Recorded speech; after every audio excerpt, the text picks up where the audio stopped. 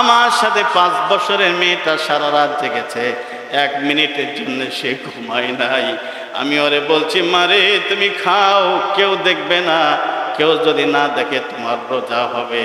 ও তখন বলে, বাবা দুনিয়ার মানুষ তো দেখে না, আমার আল্লাহ তো আমারে দেখবে।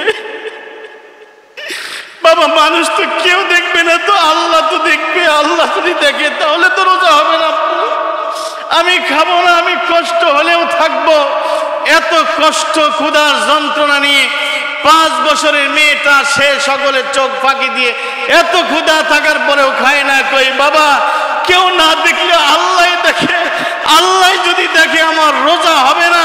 এটাই বলে তাকওয়া সাওমুলি। আল্লাহ বলে বান্দা রোজা রেখেছে তো আমার জন্যই তো রেখেছো, আমার ভয় তো খাও নাই।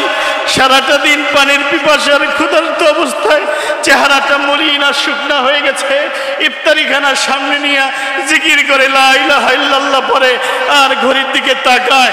আল্লাহ কয়, ফেরেশতারে এই বান্দা বানাইতে নিষেধ করেছিলি, এরা নাকি আমারে মানবে না, এরা নাকি আমার ইবাদত করবে না। তোরা জমিনে তাকায়া দেখ, অসংখ্য বান্দারা প্রচন্ড ক্ষুধা, চেহারাটা মলিন অবস্থায় ইফতার সামনে নিয়ে বসে বসে জিকির আজকার করে। এত সুন্দর খাবার থাকা সত্ত্বেও বান্দা একটা খাবার মুখে দিল না, একটা বান্দা খাবার মুখে উঠায় না।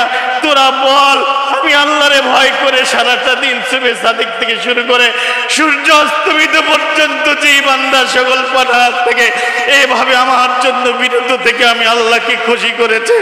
আসসালামুলি ওয়া না উজজাবি, আমি তোদেরকে সাক্ষ্য রেখে ঘোষণা দিলাম, আমি আল্লাহ আমার বান্দা, আমি রব্বে কারীম নিজেই পুরস্কার হয়ে যাব।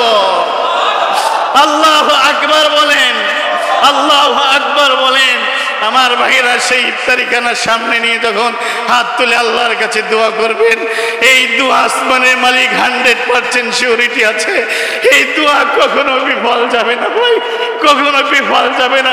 কত বড় পাপ করেছো, কত বড় অন্যায় করেছো, কত বড় নাফরমানি করেছো, আয় বান্দা আয়।